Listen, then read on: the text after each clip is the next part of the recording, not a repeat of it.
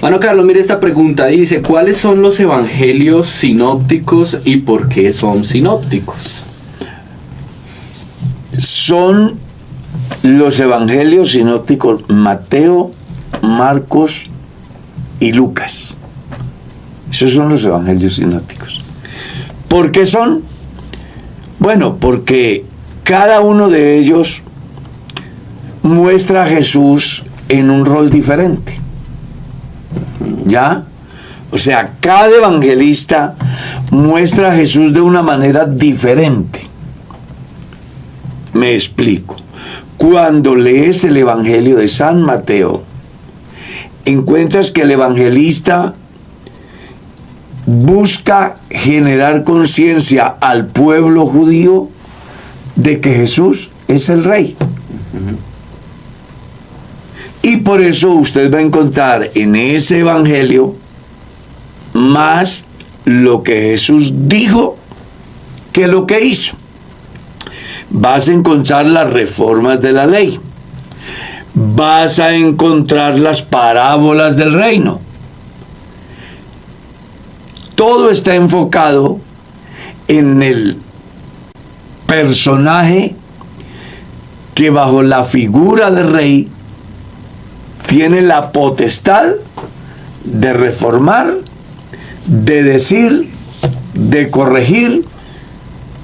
Y bueno, con ese mensaje, el evangelista le dice al pueblo israelita, Jesús es el rey que estaban esperando.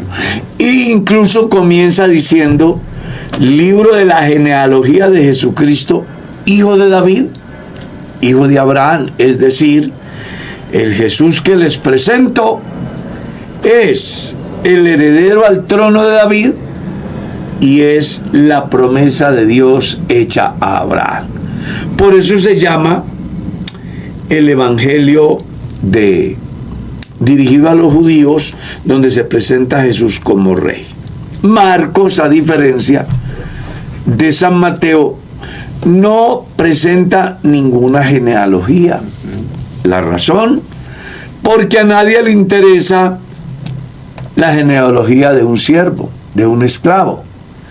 Por eso el evangelio comienza diciendo, principio del evangelio de Jesucristo, Hijo de Dios, como está escrito en Isaías profeta, he aquí envío el mensajero delante de su faz. Punto seguido, usted le encuentra ahí en el evangelio de Marcos más lo que Jesús hizo que lo que dijo. Porque los siervos solamente ¿qué hacen? No tienen potestad para decir, simplemente se dedica a hacer. Y por eso en 16 capítulos de San Marcos encuentran más hechos que Jesús hizo que en 28 del Evangelio según San Mateo. Es el Evangelio que muestra que el día ni la hora nadie lo sabe, ni los ángeles, ni el Hijo. Y entonces de allí se apegan algunos para decir que cómo puede ser el Hijo Dios si no sabe ni el día de su venida. El lector no entiende que Jesús, en la condición de siervo, nada sabe de las cosas de su Señor. Y por eso escribe así Marcos en su evangelio, y fue dirigido inicialmente a los romanos, que siempre les gustó tener subyugado al prójimo. Entonces el evangelista Marcos dice, si quieren un verdadero siervo, aquí está Jesús. Él es el verdadero siervo, que no vino a ser servido, sino a servir. Luego viene Lucas, que es el tercer evangelio sinóptico. Presenta a Jesús como el hombre perfecto. Y fue el primer tratado dirigido a los griegos, según el libro de Hechos, capítulo 1, el verso 1, ¿no? Leemos, en el primer tratado, oh Teófilo, te hablé acerca de las cosas que Jesús comenzó a hacer y a enseñar. En el primer versículo de Lucas leemos: puesto que muchos han intentado poner en orden las cosas, dice Lucas, a mí también, después de haber investigado con diligencia, haber preguntado a todos los que estuvieron con Jesús desde el principio, escribírtelas en orden, oh excelentísimo Teófilo, para que tu fe sea afianzada en la verdad. Cuando Lucas, que es un cronista, porque el Evangelio de Lucas es una crónica, donde él se dedica a hacer una investigación, ¿con quién? Con José, con María, con los apóstoles, con todos los que estuvieron con Jesús, acerca de los diferentes eventos, para hacer un documento que reuniera lo más importante de la vida de Jesús, para que así Teófilo, que era un griego y que además era una figura destacada entre los griegos, que había creído al Evangelio, pues no fuera de ser seducido por enseñanzas equivocadas, ya que el mismo texto del capítulo 1, verso 1 de Lucas dice: puesto que muchos han intentado poner en orden. O sea, después de la muerte y la resurrección de Cristo, surgieron muchos escritores y pensadores que buscaron narrar la vida de Jesús desde orillas diferentes. Y en esa narrativa de los diferentes escritores existía la posibilidad que se colara levadura, entre los cuales, pues, Lucas descubre seguramente escritos que eran dañinos, como la última pasión de Cristo, como el nuevo evangelio, ¿sí? Como el otro evangelio, como el evangelio de José de Arimatea, como los hechos de Bernabé, como el Apocalipsis de Pedro, que a través de ellos los escritores buscaban desvirtuar la esencia de la obra y vida de Jesús, generando entonces confusión. Y Lucas dice: yo no puedo permitir de que un hombre como Teófilo y la iglesia entre los griegos llegue a ser afectada de manera negativa, sacándolos del contexto real de lo que fue la obra y vida de Jesús, y por eso él hace esa investigación. Es un evangelio particular porque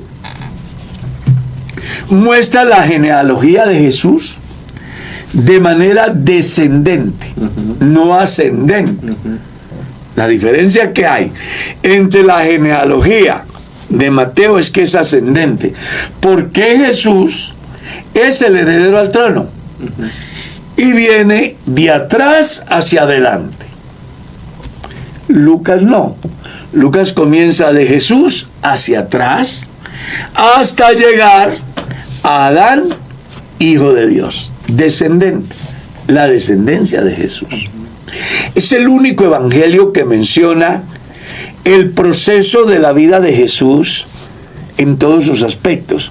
Y crecía Jesús en estatura, en sabiduría y en gracia delante de Dios y de los hombres. Es el único evangelio que muestra la presentación de Jesús y la circuncisión de Jesús, la purificación de María, el sacrificio. Y con lujo de detalles, los milagros y las sanidades, ¿no? Lucas. Claro, porque el objeto de Lucas es que Teófilo tenga un verdadero fundamento para que así afiance su fe. Y como decimos en el tiempo de hoy, que no coma cuento. Yo me imagino el boom de información en el momento que Jesús muere, desde las diferentes orillas. Y entonces Lucas dice: voy a dejarle un evangelio a Teófilo y a la iglesia entre los griegos, a través del cual ellos puedan conocer de primera mano, con una investigación muy dedicada, quién es Jesús. Se llaman sinópticos porque, como dijimos al principio, son las diferentes maneras de presentar a Jesús a tres diferentes grupos. Por eso llaman evangelios sinópticos. ¿Por qué Juan no aparece en los evangelios sinópticos? Sería la otra pregunta. Sí, claro. Bueno, porque es que Mateo muestra a Jesús como rey, Marcos muestra a Jesús como siervo, Lucas muestra a los griegos a Jesús como el hombre perfecto. Juan muestra a Jesús como Dios. O sea, la visión de los tres evangelistas primero se resume en algo simple. El rey de los judíos, el siervo de los romanos, el hombre de los griegos, es simplemente Dios. Así de simple. Dios. Y por eso comienza Juan diciendo, en el principio ya estaba el verbo, y el verbo era Dios. Y por ese verbo fueron creadas todas las cosas. Y sin él, nada de lo que hay hecho fue hecho. Y en el mundo estaba, y el mundo por él fue hecho. Pero el mundo no le conoció. Ahí tiene una breve explicación de los evangelios sinópticos. Amén. Y una pequeña ñapa. El por qué Juan no es No es sinóptico. sinóptico.